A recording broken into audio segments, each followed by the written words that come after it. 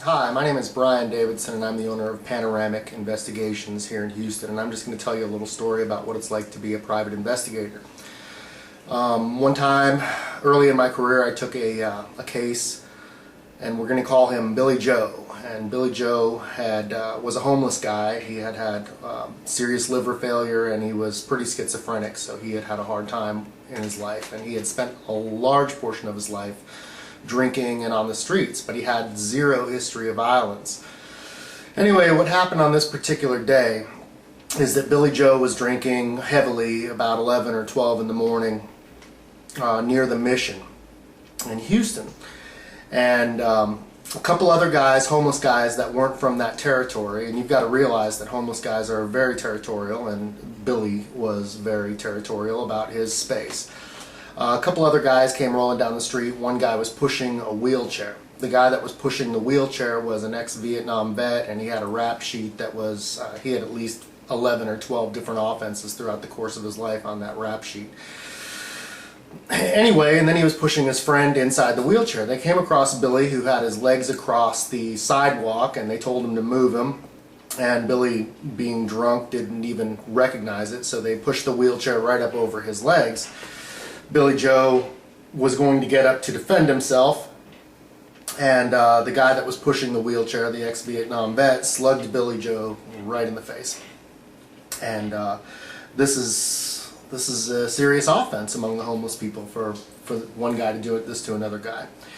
Anyway, Billy went down to the Mission, followed him, and was yelling at him. He was very mad. He wanted to fight. You got to realize that Billy's probably a 60-year-old man, and he's a mess.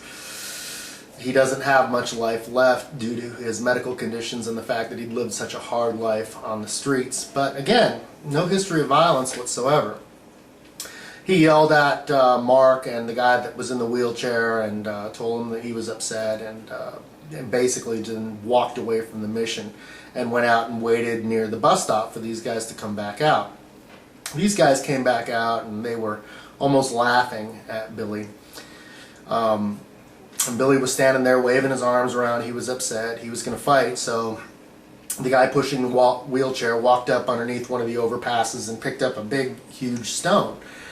And as Billy was standing down below him as he was coming down the overpass, he threw that stone at Billy, and he ended up hitting him in the arm and breaking Billy Joe's arm, as well as breaking a couple of his ribs. Billy Joe, in an attempt to defend himself, pulled out a knife, a box cutter, and was trying to basically just stay alive in this situation the best he knew how.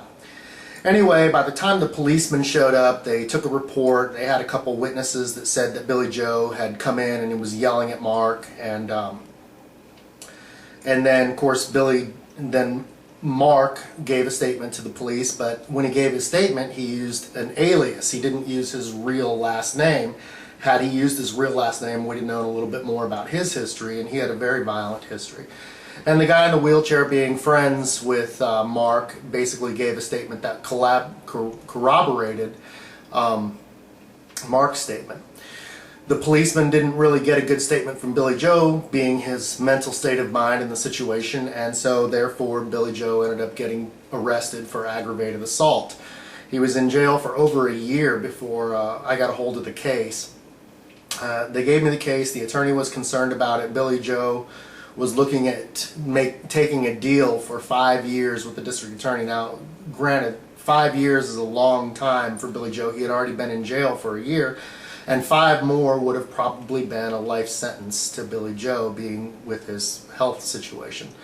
I took the investigation. I ended up finding the guy that was in the wheelchair, got a statement from him, took that information, and then I ended up tracking down Mark, the guy that was pushing the wheelchair, and he was very smug about the entire situation and basically took the attitude, hey, I got him.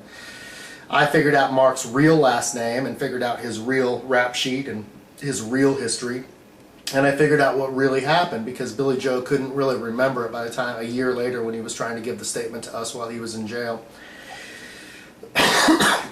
We took the evidence that we had gathered. We went and had a meeting with the district attorney and the attorneys. We showed them what we had found out about the complaining witness, and ended up that Billy Joe all the charges were dropped for him. and he was able to return back to the streets just before Thanksgiving that year.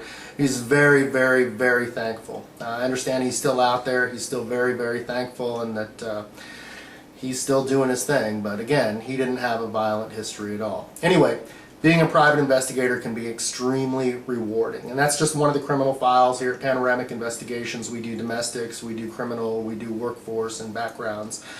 Pretty much anything that comes around that we think that we can handle.